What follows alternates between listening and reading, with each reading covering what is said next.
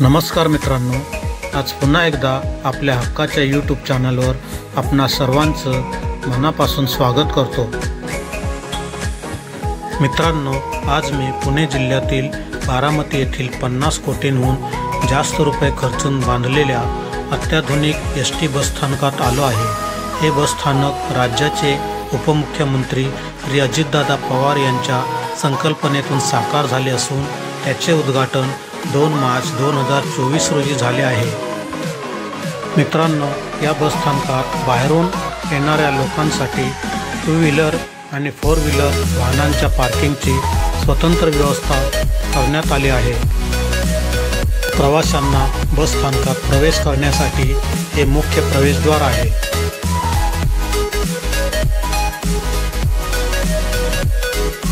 समोरच बारामती पुणे बारामती नॉनस्टॉप विनावाहक बसेसचे तिकीट काउंटर आहे।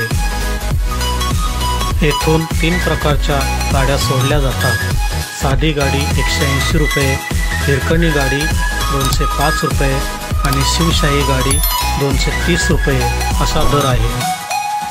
परंतु मित्रांनो, मला किंवा जास्तीत जास्त प्रवाशांना बारामतीतून किंवा स्वारगेट पुणे येथून या मार्गावर नॉनस्टॉप सुटणाऱ्या बसेसची एक गोष्ट प्रामुख्याने खटकते, ती म्हणजे हे एसटी व्यवस्थापन साधी किंवा हिरकणी गाडी जास्त संख्येने न सोडता शिवशाही एसीच्या जास्त दर असलेल्या गाड्याच प्रामुख्याने सोडतात। उन्हाळ्यात गरमीच्या दिवसात आपण समजू शकतो, परंतु हिवाळ्यात किंवा पावसाळ्यातही हेच सुरू असते।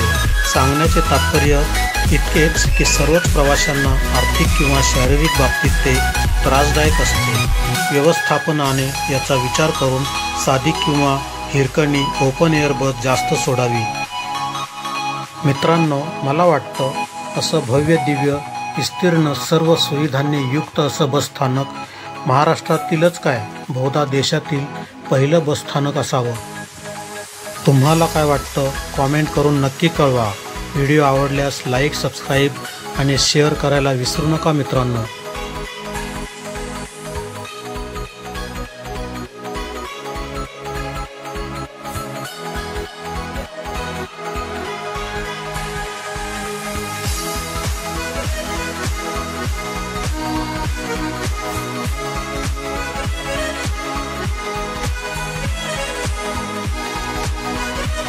ही पहा, समोरच बारामती पुणे बारामती नॉनस्टॉप बस स्वारगेटकडे निघाली आहे।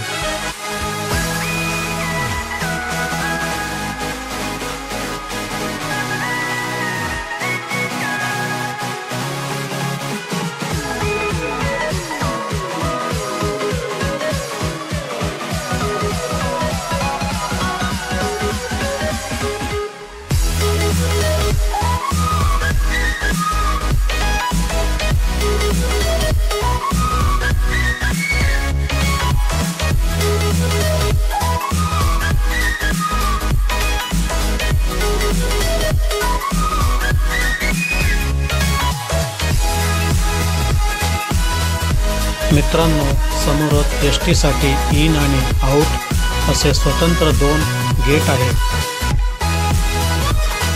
पहा मित्रांनो, किती भव्य दिव्य सुंदर प्रेक्षणीय स्वच्छ आणि विस्तीर्ण बसस्थानक आहे हे।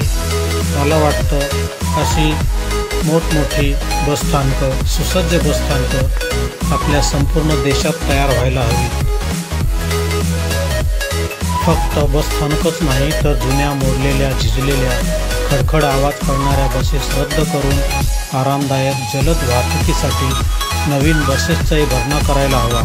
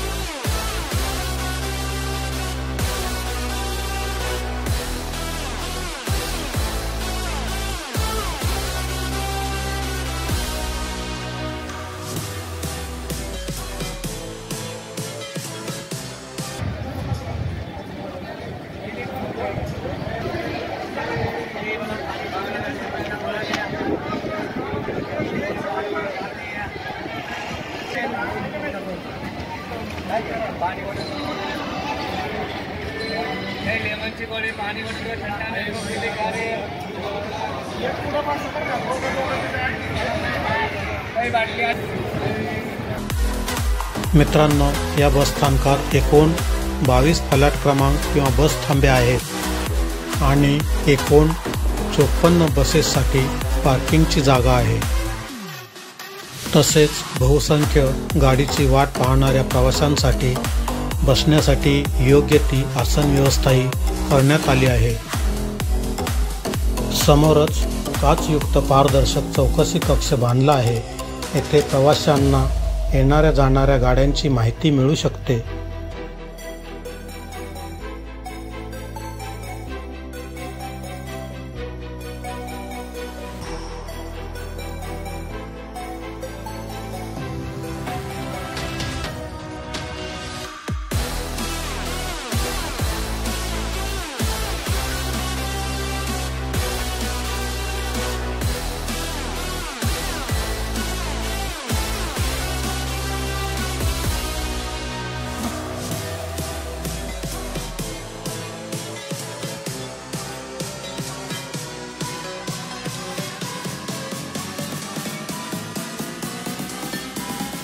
ज्या प्रवाशांच्या गाडीला यायला अजून अवकाश आहे अशा प्रवाशांसाठी व त्यांना सोडायला येणाऱ्या नातेवाईकांसाठी सुंदर गार्डन टाईप वेटिंग एरिया बांधला आहे।